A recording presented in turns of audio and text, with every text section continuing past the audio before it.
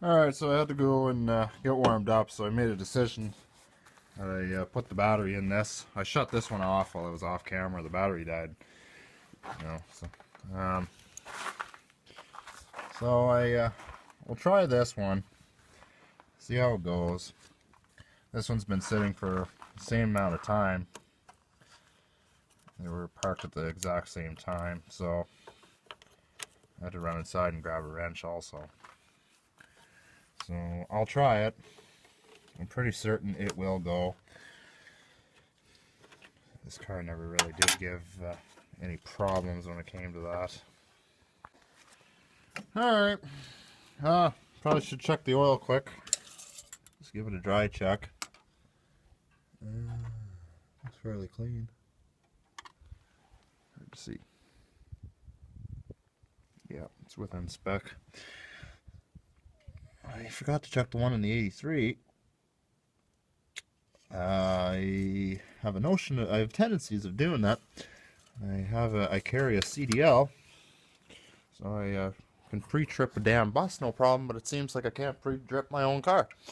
So, I think I got a flat tire on the other side. This car has quite a bit of a lean to it, so I'm not going to move it anywhere. Nowhere really to go with it. I'd sink out of sight more or less if I tried, so, well, who knows, I might be able to get them out of here now. There's not really that much snow here, now that the trail has been plowed. Okay, so, we have lights. Oh yeah, we got some lights, okay. Oh, pardon me, jeez. Getting old. Trying the fuel pump. Okay, shut that off. Alright. No problem. No problem at all. Oh! Huh. Wow. Started quite well.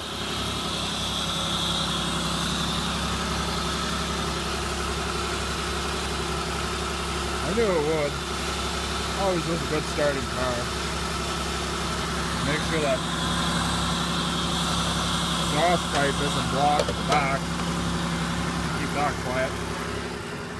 The light a little higher if the intake thing is off. So. Just gonna see if I can open this up a bit. I think the exhaust pipe's actually on the other side of this car, so I'll go back there and try and see if I can open it.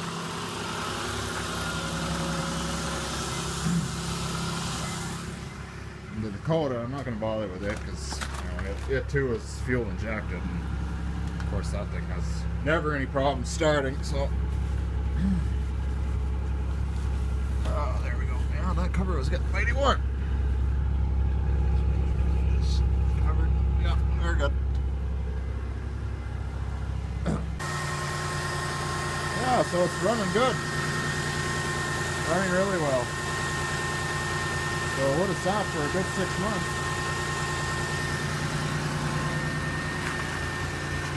At least a good 6 months. I don't think I bothered with any of them since Thanksgiving, which would have been, well, the Canadian Thanksgiving. So I mean, we're talking October. So November, January, February, November, December, January, February, March, 5 months anyway. So we're already through. Today we're at the 16th today. So yeah, it's definitely been a while. Definitely been a while. I got no. My radio seems to be. Oh, there. Okay, I just. Anyway, that was quite odd. I could actually use this cable on the bus. It's nice and long. I really don't need. Maybe I'll take that home with me.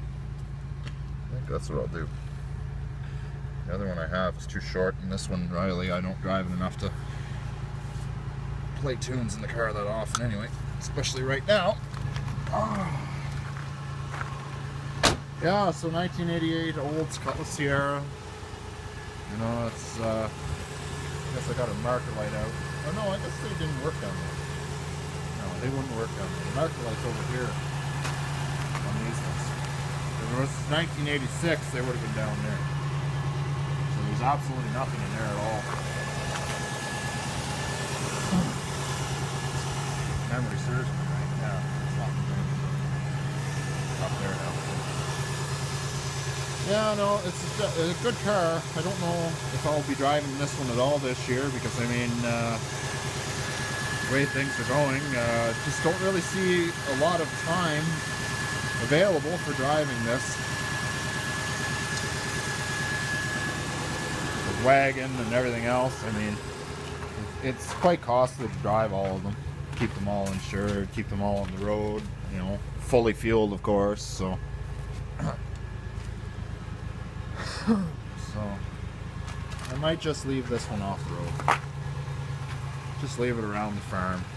There's lots of room to drive around here. I might just drive it around the farm property this year. It'll keep the gears moving, it'll keep the fluid flowing, and it'll, you know, keep the car from sitting too long. Imagine the brake orders and the wood.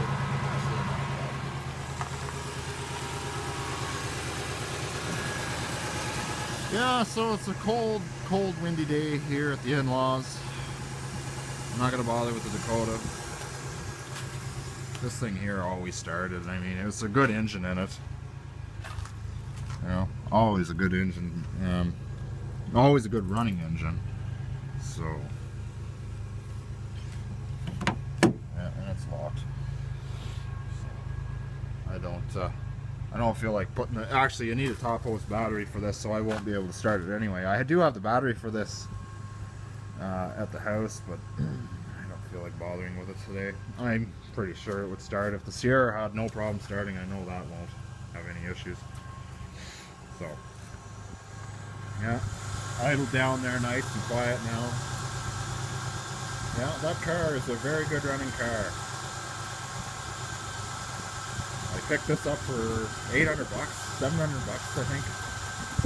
About 5 or 6 years ago now. Oh, geez, 2013. 2014, no, 2013, I think. Can't remember, anyway, it doesn't matter. It was somewhere around then. Whatever year it was that I smashed my Caprice, I think it might have been 2014. So I've had it for 5 years. Gave it a paint job, and I mean, I only put maybe 5,000 clicks on the odometer.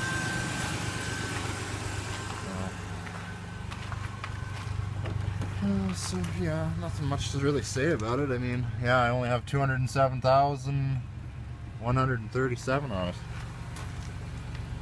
You could tell that, you know, it was painted originally like a chocolate brown or whatever, and I didn't really want it. Actually, I remember the problem. I think this car might have been hot at one point because the VIN numbers don't match. You should watch what I say. The VIN numbers match fine to the ownership, but they don't match when it comes to paint codes, because when I gave the VIN number to the dealership, it would come up as a Federal Blue or whatever, or a Dovetail Blue or some kind of crap. Well, the car's not blue, it's brown, clearly. I mean, I even pulled the carpet back and it's brown. The car's been brown since new. So there's definitely something fishy going on there, but I mean, I don't really care. Maybe the car was stolen at one point and somebody sold it, and I have no idea what happened to it. But anyway, yeah, just the VIN number doesn't correspond with the actual color of the car, so I decided, I went on the internet one night, started looking at color palettes, and I found a Honda Brown called the Root Beer Brown Metallic, and I like the color. So I said, hell with it, I'm going to just paint it a Honda color. And that's exactly what I did. So this color right here you're looking at is it's called a Root Beer Brown Metallic. And it is in fact a Honda color. So, and it actually doesn't look too bad. Really, it looks pretty good. You won't see another Oldsmobile with this kind of color scheme, especially with it being factory. You know, it's definitely one of a kind. So, but I like the color, and I didn't want to repaint it a different color because you got kind of a brown burgundy color scheme for the interior. So I was like, well, I kind of have to go with something brownish. And the car was brown when I got it, so it's like, well, so I went ahead and painted it this color. And I haven't heard any complaints from any of the townsfolk. You know, I've been driving it around within the last couple of years, and I mean, I've gotten good reviews from it. They seem to, you know, a lot of the old timers say that it's in really good shape, blah blah blah. I've never seen this car with this kind of color on it before, and I simply tell them that yeah, it's not factory original. You know, GM never came out with this color, so you won't see GM with this kind of color on their vehicles, especially back in 1986. So, but yeah, no. Good running car. Not sure what I'm going to do with them. Not sure what I'm going to do with either one of them. I really got to get that paint fixed up on that 83. That's kind of the biggest problem this year that it's got to be addressed is getting that paint touched up on the hood and the trunk lid. That has got to get done. Most definitely it has got to get done, because I can't leave it like that another year. So the exhaust didn't start any fires back here, which is good. You can see how much snow we got in here. Look at how much it blew in here. I mean, I'm glad that plywood never blew over on top of the car. They're heavy enough that, you know, it would have taken out the mirror, or even worse, the window. 2.8 liter multi-port fuel injection. It moves good enough. Crappy old, I don't know what the 4T60, I don't even know what kind of tranny it is on this, but they were standard issue and it's junk. The transmission in this is absolutely horrendous. It was actually giving me problems in the fall, and it was to a mechanic, and the mechanic put in one of these new solenoids. It's down there, and it didn't do a darn bit of good either. Also, they forgot to put the O-ring in it. They have the O-ring down at the shop, and I was talking to them about it, and I mean, can an O-ring really make that much of a difference? It's not like it's leaking fluid out of there. So they were kind of thinking, no, probably not. So, one of those things, I do strongly believe that the transmission is on its way out. I had an 86 Cutlass Sierra when I was in my teens, early 20s. The tranny was garbage in it too, so it's just, they're garbage. There's revisions done to these transmissions, but for this particular era, they're all crap. If you want my opinion. Depends on who you ask. So, anyway, we'll leave it at that for today, guys. 1988 and 1983. I already put the cover back on it.